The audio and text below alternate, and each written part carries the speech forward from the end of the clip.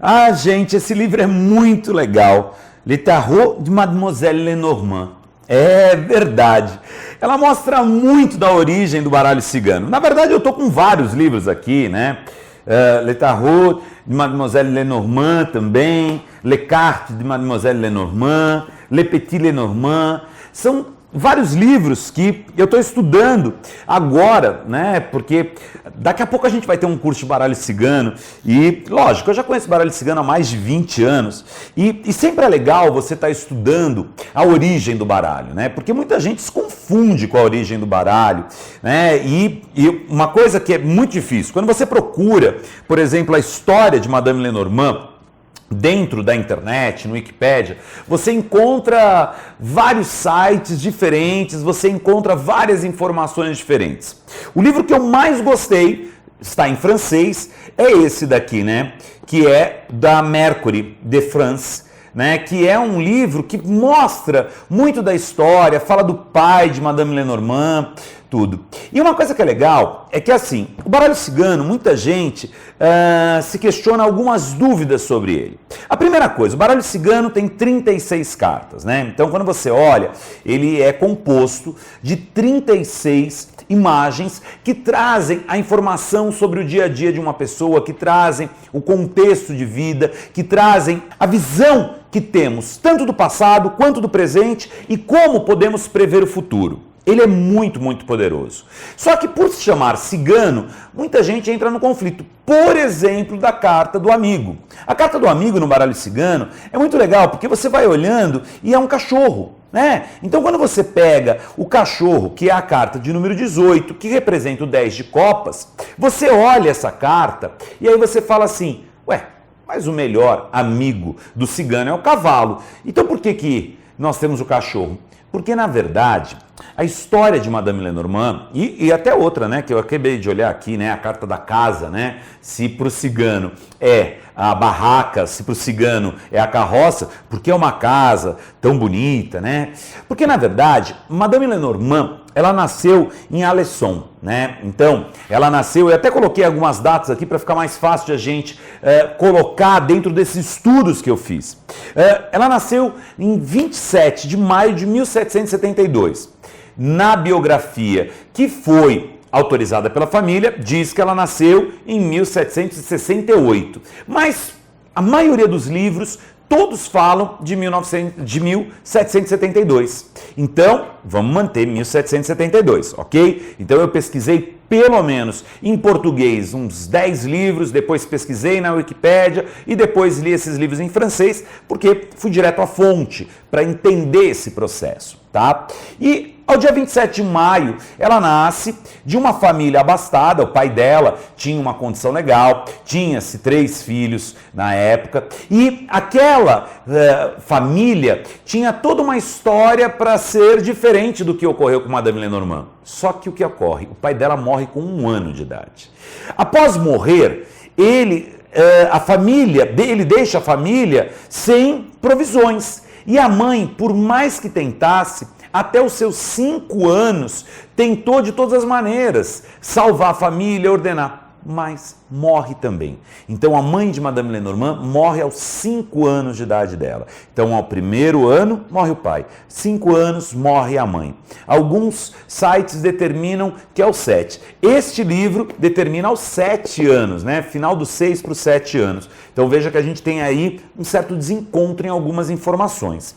Mas quando a mãe dela morre, realmente a família fica desprovida. Naquela época, na França, tinha que se tomar uma solução. E quando eram crianças pequenas, sem ninguém para cuidar, elas eram enviadas a conventos. E é o que acontece com Madame Lenormand. Marie, né? Marie-Anne Adelaide Lenormand é enviada a um convento beneditino e naquele convento ela começa a ter os seus dons sendo descobertos e sendo despertos. A primeira coisa que acontece é que a Madre Superiora começa a entrar em pânico. Ver aquela menina começar a tomar atitudes de falar sobre o futuro de pessoas, de ver anjos, de falar sobre elementais. Nossa, ela começa a entrar num desespero, ela começa a questionar tudo aquilo. E Madame Lenormand continua naquilo, né? Por enquanto era Marie-Anne. né? Na verdade ainda não era a Madame Lenormand, mas Marie-Anne começa a ter todo esse aspecto de espiritualidade rondando a história dela. Quando, aos 11 anos, mesmo ela tentando ser reprimida de todas as maneiras pela Madre Superiora, ela se rebela muito, a Madre vira e fala assim, chega, não quero mais você aqui, e aí ela é mandada para um modista que tinha ligações com um avô de uma das pessoas do convento, e aí o que acontece? Ela é mandada para esse modista em Paris. Madame Lenormand vai para Paris. Quando ela chega em Paris, aquele modista fala, você vai cuidar da moda, você vai trabalhar com moda. Só que ela não quer, ela simplesmente não quer. E aí o que acontece? Ela começa a fazer previsões para pessoas. Ela começa a entrar nesse contexto de querer descobrir o futuro, de entender o futuro, de perceber o que acontecia com as pessoas. Esse modista começa a ficar muito bravo, mas não adianta.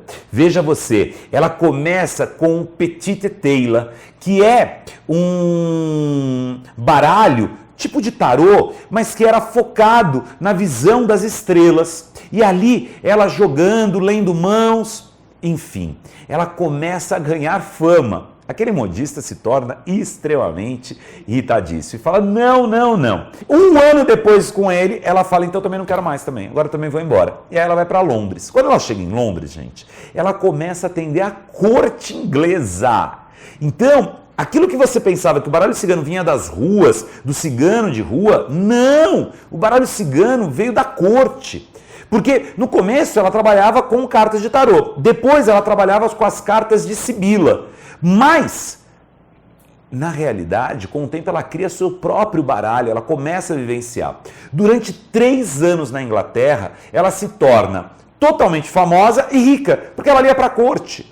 Só que Madame Lenormand era uma francesa, ela queria estar vivendo na França. E com dinheiro, e já famosa, ela saiu de Londres para Paris. No começo, Madame Lenormand começa a atender as ruas de Paris. E esse retorno dela para Paris, em 1790, traz a ela cada vez mais força, cada vez mais poder de prever futuro, de analisar. Para você ter uma base, em 1792, ela fez parte de várias reuniões relacionadas à Revolução Francesa. E ela jogava para as pessoas para saber qual era a melhor atitude, como que deveria ser feito. Madame Lenormand esteve à volta de tudo isso. Ela esteve na corte, ela esteve em volta da Revolução. Mais tarde, no ano de 1795, ela se torna amiga de Joséphine, que seria depois mulher de Napoleão.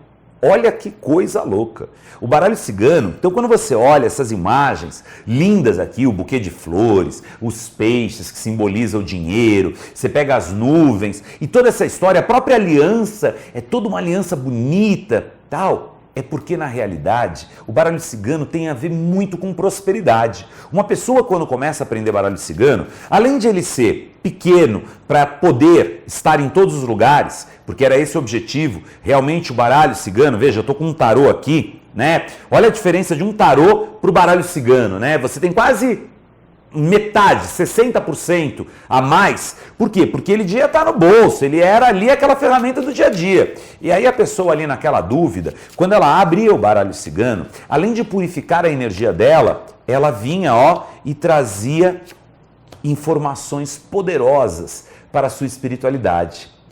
Lógico que tudo isso te levava à prosperidade.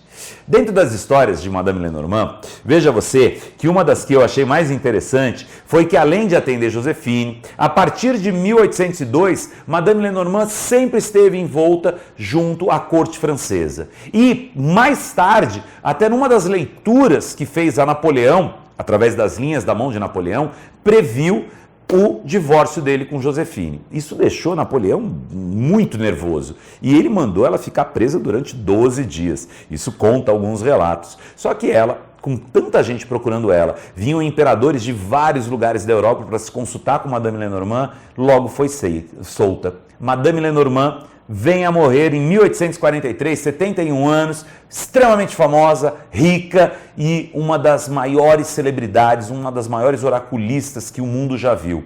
Extremamente capaz de trabalhar a energia e o poder do futuro. Madame Lenormand, além do que, sempre relatou sobre a sua vida que era uma pessoa que tinha um contato muito próximo ao arcanjo Gabriel. Então Gabriel abençoava ela e abençoava toda essa energia. Eu acredito que toda vez que eu toquei no baralho cigano e quis vivenciar a energia cigana, tinha a ver também com os anjos, com Gabriel, com a prosperidade que ele podia me trazer. E hoje, se eu posso te trazer a origem do baralho cigano e posso te falar, aprender baralho cigano é algo muito, muito legal. Se as pessoas que te ensinam baralho cigano não sabem a história de onde ele veio, elas vão te ensinar como se fosse um baralho de rua, uma coisa mais simples. Mas não, isso aqui é uma fonte de riqueza e prosperidade. Veja você que muito do que ocorreu naquele período que Madame Lenormand estava viva foi direcionada pelo baralho cigano e levou a prosperidade àqueles reinos. E você pode também aprender mais. Gostou da origem do baralho cigano? Então, aproveite, leia bons livros e se quiser aprender, procure a escola esotérica. Vai ser muito legal eu ter você como aluna, como aluno nesse curso de baralho cigano. Um grande beijo no seu coração, luz e amor. Eu vou continuar lendo aqui essa história que é muito legal.